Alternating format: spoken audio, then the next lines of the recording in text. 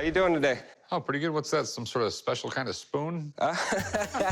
No, actually, it's a presidential item. It belonged to Ulysses Grant, the 18th president of the United States.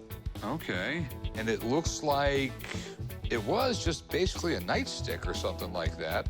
I doubt if President Grant ever beat anybody up with it. I don't think anybody in the country has a piece like it. At one point, I'd like to think that the U.S. president had it in his hands, which makes it rare. My asking price for it is $4,500. That's what my mom told me it was worth, and I learned at a young age that my mom's always right. This is cool. Do you have any history behind it? It was given to my mom from her great-grandfather, and according to my mom, she knew somebody that was close with politicians back then, and he was actually given that. So we've had it, in our family for the last 40 years. Interesting. Ulysses S. Grant was a really neat president. He was immensely popular after the Civil War. You know, he was the general in charge of everything. And because of him, we basically got an accelerated end of the Civil War. It could have gone on much longer if other people were in charge. The people of this country absolutely loved Ulysses S. Grant. This is the guy who led us through the Civil War and led us to victory.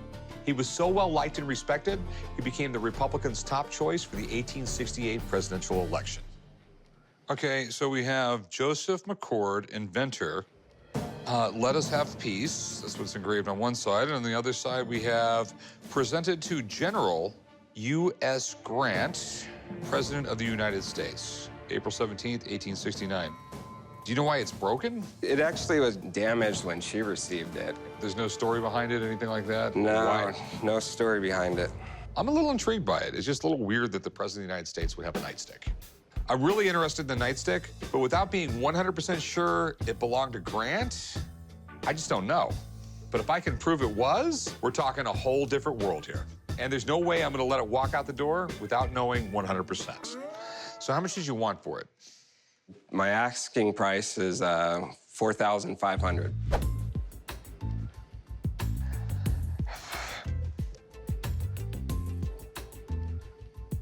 Quite frankly, it sounds a little steep. Can you give me a few minutes? I'm gonna call it the smartest guy I know. Okay. And if he doesn't know anything about this, you're just basically screwed. Sure. So I'm gonna give him a call, I'm gonna give him some info and get him down here. Okay, thank you.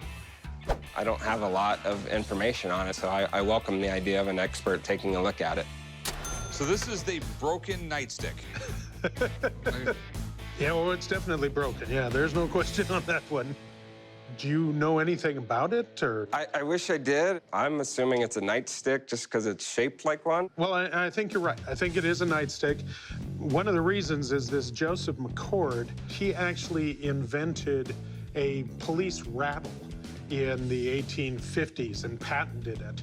At this point in police work, you might carry a whistle, but a lot of times you carried a rattle, and you would swing it around, and that would tell people that you needed help.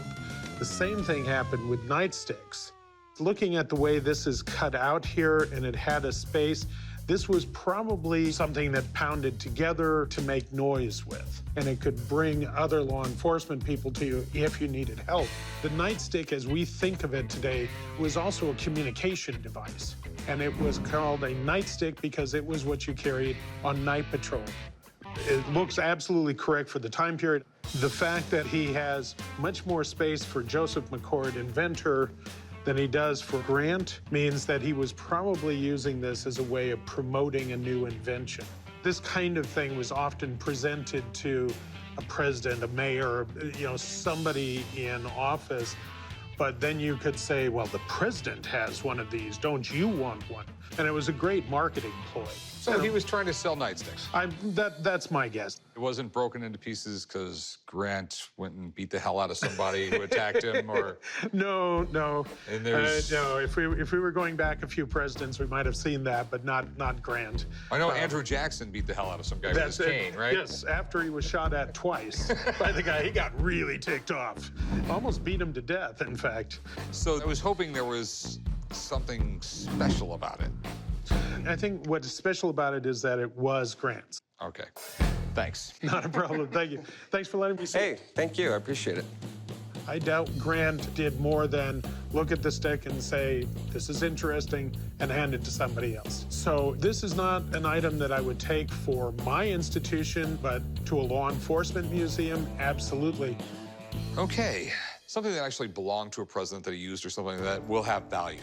Right.